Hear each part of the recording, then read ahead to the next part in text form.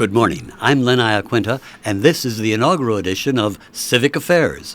We're not talking politics on this program. We're focusing on civics, how government works, why you should get involved, and ways you could begin a career in politics and government service. This program will air regularly on the third Saturday of each month.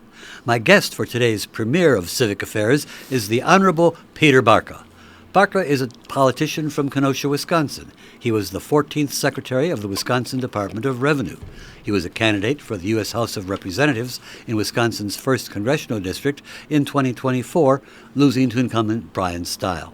Barca previously represented this district during the 103rd Congress, 93 through 95. Peter also served 9 terms in the Wisconsin State Assembly. He was elected Democratic floor leader from 2011 through 2017. Between his discontinuous stints in the Assembly, he also served as the Midwest Regional Administrator of the U.S. Small Business Administration during the presidency of Bill Clinton. Peter, good morning. Thank you for being our first guest on this new program on WGTD, Civic Affairs. Well, I'm honored to be the first guest here, and what a wonderful topic for discussion. And I can't think of any topic probably more important right now. With the kind of polarization, divisiveness that exists, it seems like it's just absolutely vitally important that we help people to distill why civic engagement is so important for the health of a community and so important really for the future of our community and our nation. And it's important to learn how to become involved, too. I don't know that civics is taught the way it was when I was in 8th grade. Maxine Moorman had us leave the class with a 3-ring binder of every step to be engaged as a speaker at a board meeting at the county board or the city council or at the school board, all the way up to how to become elected president of the United States. Wonderful. But I don't think people really learn that so much today. And one of the purposes of this program is to help people understand how the process works and why government is important. Peter, it was quite some time ago that you started your first campaign. And you've had a remarkable career of public service, and I'm old enough to have watched every bit of it. How did you get started, and why? Well, I became started because I was involved in my community. As a matter of fact, I directed a camp for kids with disabilities. It was something that was my favorite job of all time because we had kids walk for the first time, talk for the first time. It was a very exciting place to be, and we received tremendous support from a lot of community-based organizations, going back to the Kenosha Achievement Center, the Kenosha County was involved. We got grants from various organizations like the ARC and United Cerebral Palsy. And so naturally that got me involved just to get started. And then, in my career, I started my career in the education field, and I had been the leader of a special day treatment center for emotionally disturbed kids, and so I became involved. I was the mayor, put me on the legislative committee, so that was something I found very near and dear to my heart. Joe Andrea, who was my predecessor in the legislature, I was on his campaign committee. I got involved with the United Way to raise money from small businesses. Both of my parents owned small businesses, and I was involved in labor with the legendary Tenuta sisters, Kay and Virginia Tenuta, and my cousin Iris Hellman were very involved, and they got me involved. So I was on the AFL-CIO and got involved in my political party here locally. So it was almost like a natural extension. When the job opened up, Joe Andrea suggested, you ought to consider running for my position because I'm running for state senate. And so I took the plunge back in 1984, which seems like 2 lifetimes ago, and was elected my first try, which was exciting, and served for, I was in my 5th term when I ran for Congress and went off to Congress, and as you indicated, I joined the Clinton administration, and then went back in the private sector for a period of time running a company, and then came back in the legislature and just left Governor Evers' cabinet last year after 5.25 years there as Secretary of Revenue. And, so I had a long, very vibrant and exciting career doing things that I care deeply about. And, it's a great way to make a contribution. So you started in the most modest possible way by being engaged in a program to help others. That's right. Very much so. And, of course, we desperately need people to be involved helping others. In fact, Reaching for Rainbows with the Great Mahone Foundation is coming up this week. I think of things like that, and I think of I met with Lydia Spotswood from the Southport Park Association just earlier this morning, talking about the improvements to Southport Beach House and the park area, the wonderful work that they're doing. And so I think it comes naturally to just want to contribute in whatever way you can to your community. And we need people to have that kind of involvement, engagement. And I would just encourage citizens and young people to sign up and join, be a member of a local organization, find ways to develop your leadership skills. I mean, there's actually more opportunities than ever before, I think, these days. I think of my daughter was involved in the county board. They developed like a youth program to have youths involved. My son was very active in DECA as a state vice president and a local leader here. And you think of everything from Farm Bureau, where kids can learn to be in the 4-H and things of that sort, to all the various community organizations like the one we just talked about. So we need to encourage people to be involved. It's okay to complain. It's even better to solve the problems. Absolutely. In fact, you probably shouldn't complain if you're not willing to help try and solve those problems. Now, I wonder, as you look back over your career at so many different levels of government, do you see barriers today that maybe are a little tougher for people to enter than they were in the early 80s, say?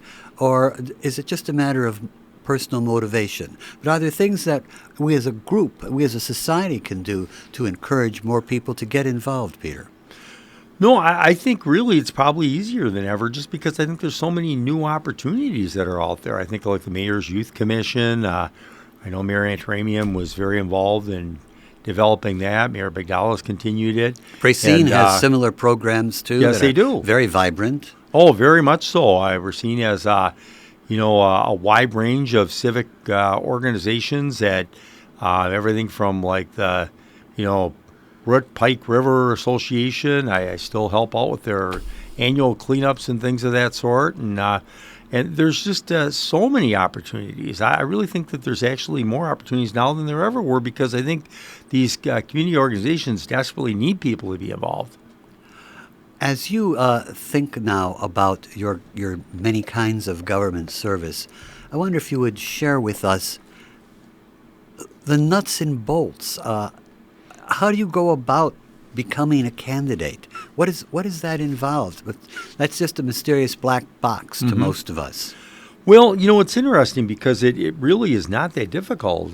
You can run for city council or county board or school board or some of the local groups that you can run for, or town board if you live in a township, or village board if you're in like the Village of Summers or Mount Pleasant, or you only have to go out and get signatures from some of your neighbors, and I think you need about 100 signatures of people. I think it might only be 20, actually, for some of these boards.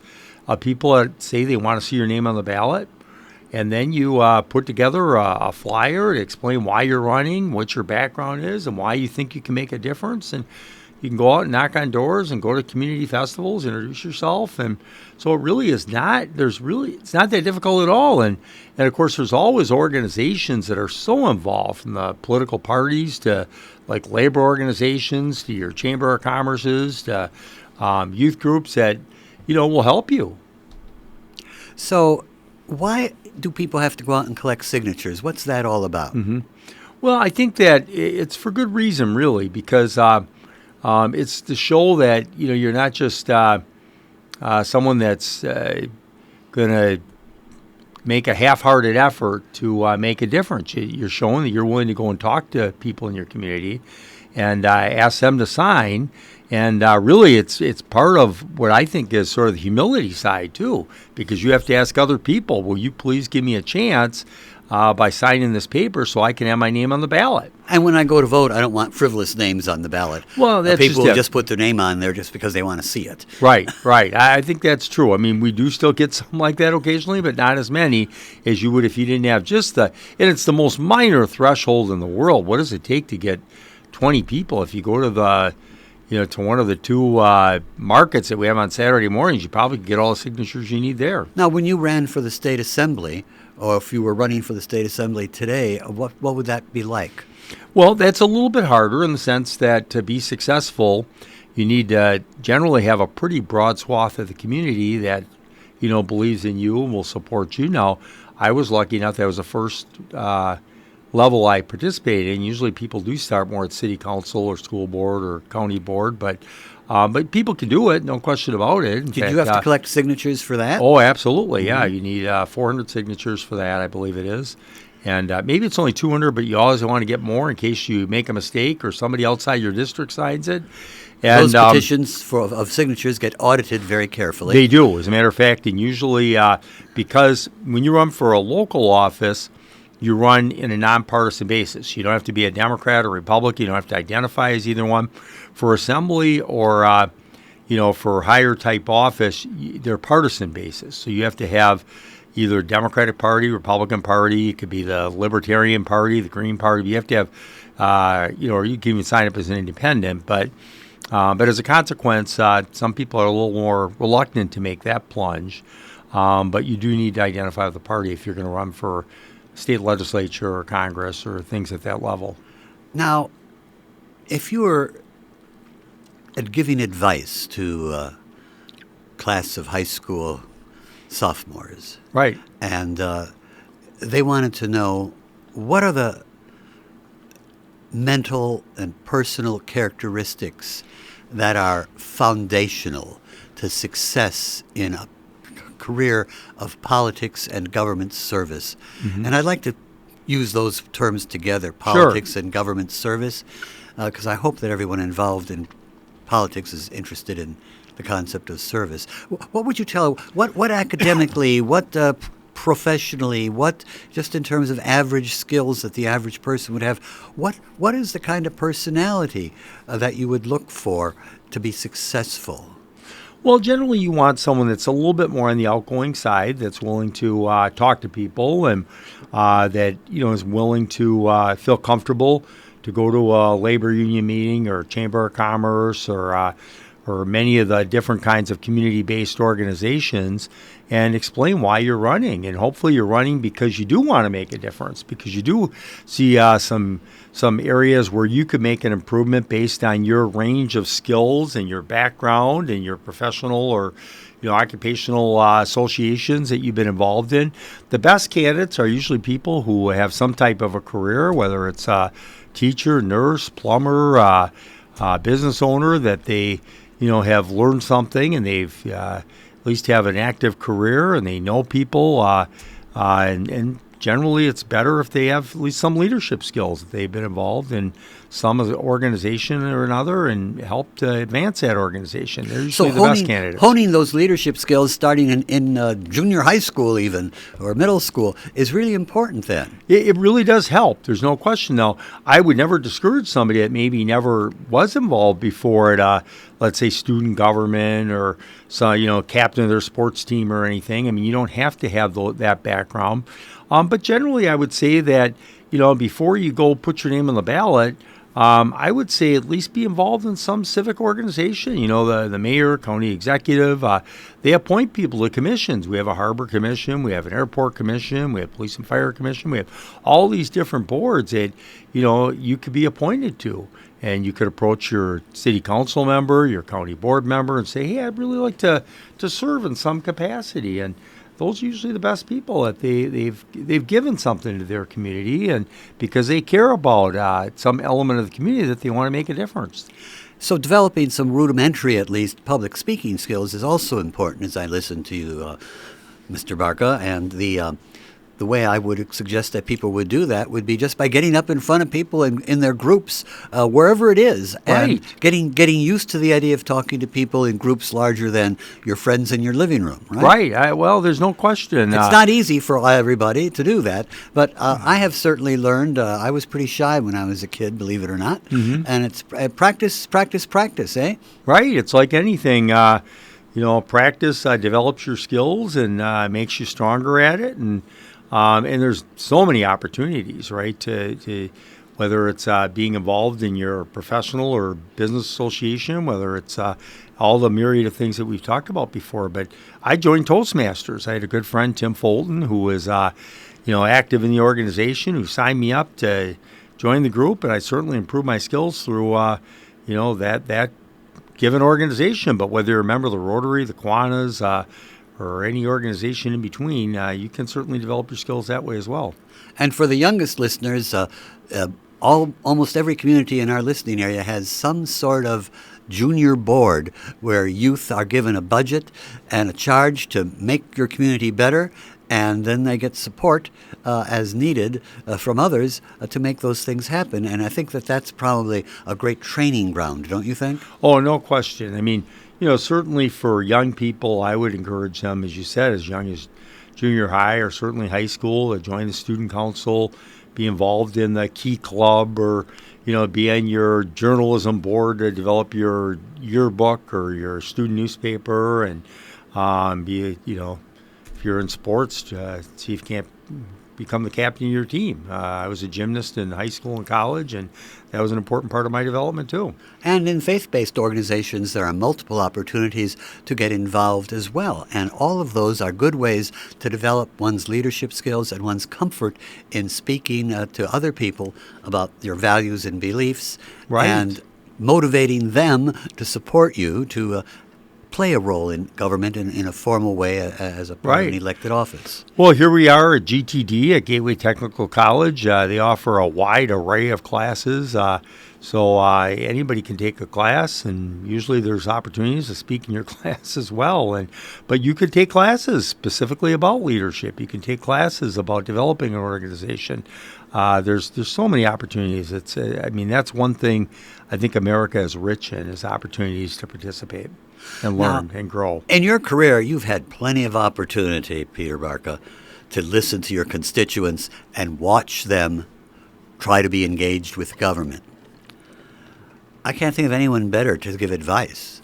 If someone listening today wants to get involved in their government and has never even been to a city council or school board meeting, but has a position on an issue that's really important to them and their family, how should they do that? Mm-hmm.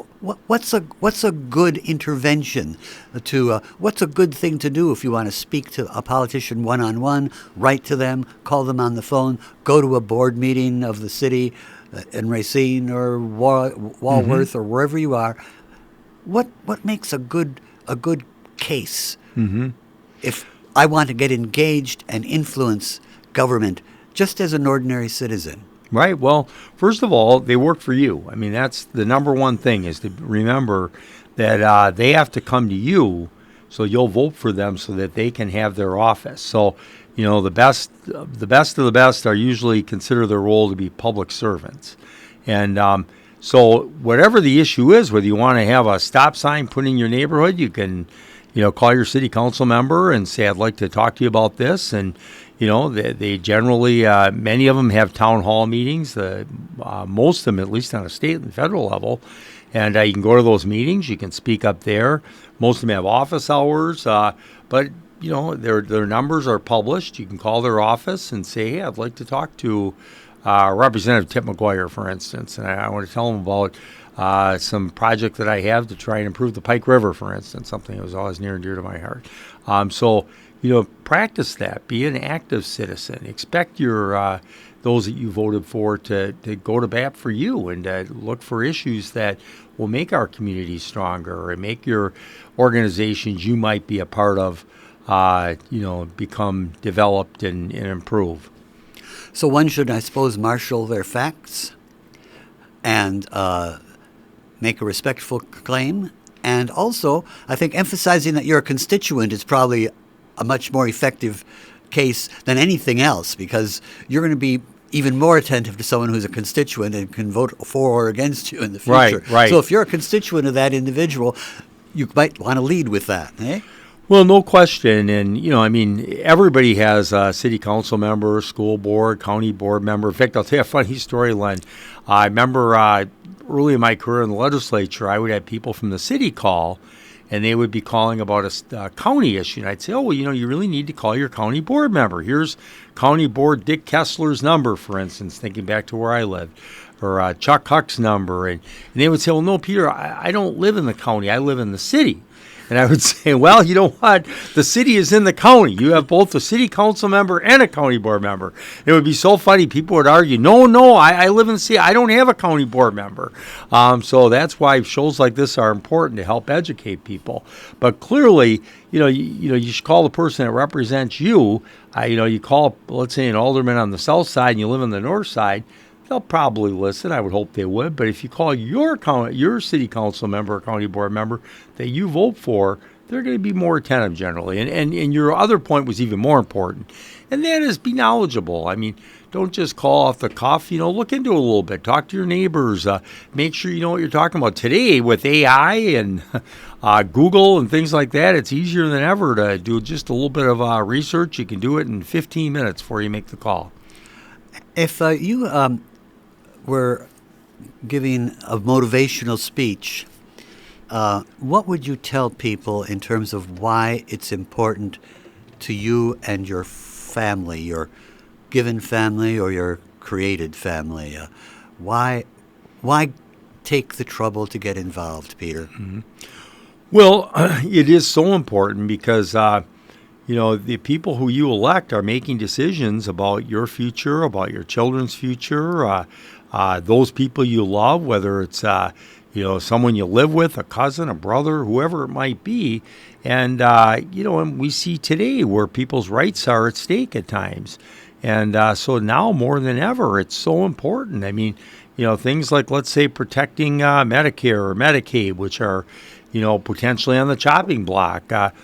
So that could affect your next door neighbor or somebody you dearly love. And so by your speaking out and making calls and being involved in organizations that protect those things that you hold near and dear, whether it's the environment, perhaps protecting clean air or clean water, or take the measles, it's a subject that's coming up now, things that are health pandemics, and you're worried about. I have 2 grandchildren. I worry deeply that they're going to get it in their daycare centers or their schools. So, so speaking up now is more important than ever.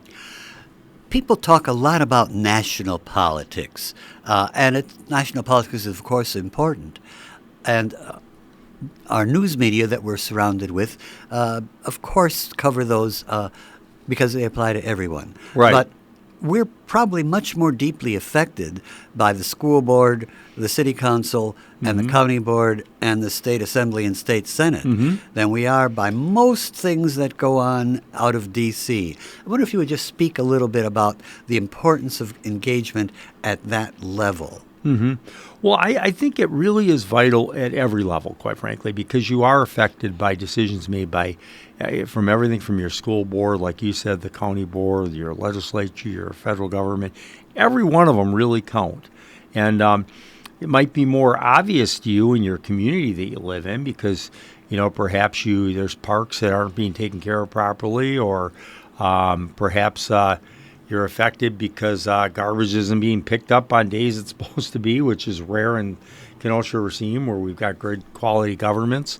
But what happens at a local level certainly is just as important to your day-to-day life, and it's good to be involved in each of those levels. And I can't imagine anybody that doesn't have some topic that is near and dear to their heart because of people that they love and people that they care about.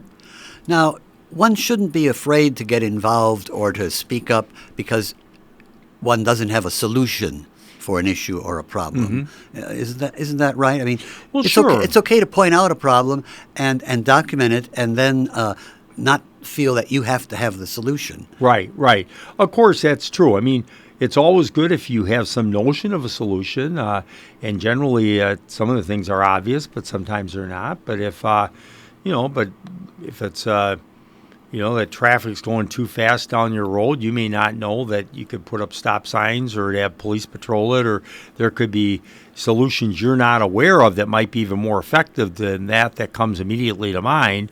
But clearly, if there's things that concern you, whatever that may be, you certainly can make the call and say, look, I really feel like these parks aren't being properly taken care of. I know that I just heard last couple of days from a couple people that brought up about, that these older kids go in parks and they go racing around, like in the Dream Playground, for instance, I heard. And so younger, more vulnerable, or children with disabilities can actually be adversely affected by that. So you could call and just say, hey, my 7-year-old plays in this park and there's big kids that have run him over a couple times, and what can we do about it?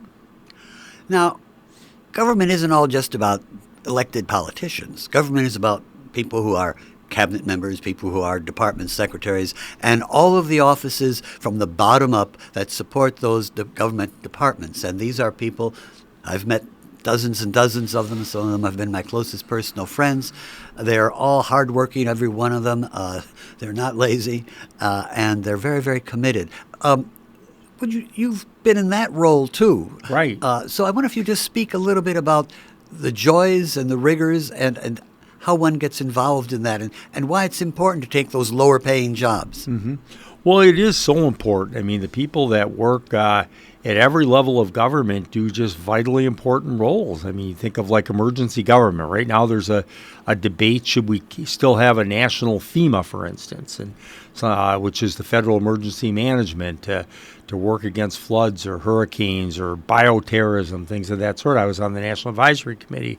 President Obama appointed me to that for 3 years, and I certainly think it would be a mistake to replace that. But there's also people at a local level that serve at county emergency government. And so when you have a huge flood that could affect your home, having quality people that actually care, that are going to answer that phone, they're going to be worried about whether or not we have sandbags protecting your home, or we have personnel that are go out and respond to that emergency, makes a huge difference. And sometimes that's as important as the elected officials, because they're the ones that do the day-to-day work. And like I said, that can be at a local level, it can be at a state level. We have state emergency government, or a federal level. Could being in a low-level governmental job like that be also a launching pad for oneself into a career in politics? Do you ever see that happen? Oh, certainly. There's no question.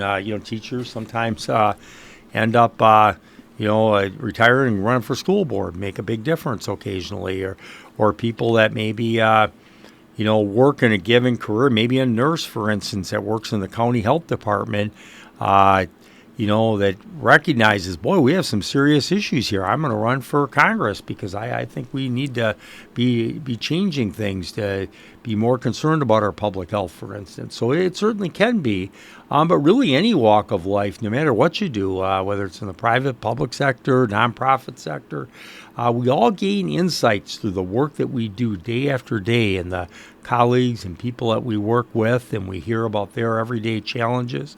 And usually it's people that are more empathetic and caring and good listeners that hear these stories and say, doggone it, I'm going to run for office and I'm going to make a difference, because my friend here, Len Iaquinta, should not be subjected to that kind of difficulties in his life. Well, Peter Barca, you've been an inspiration to many people with your many, many careers in government and politics. You're a great first guest for this program on WGTD 91.1 Public Radio. Through Civic Affairs, we hope to bring to light the ways that all citizens can get more engaged in their government, because the more engaged you get, the more satisfaction you're going to get. Isn't that right? So remember, every third Saturday of every month, I or another host will be here to talk about Civic Affairs and how you can be a part in making your government work even better and more successfully for you and your family. For Civic Affairs, this is Len Iaquinta, urging you, as always, to get informed and get involved. Good day.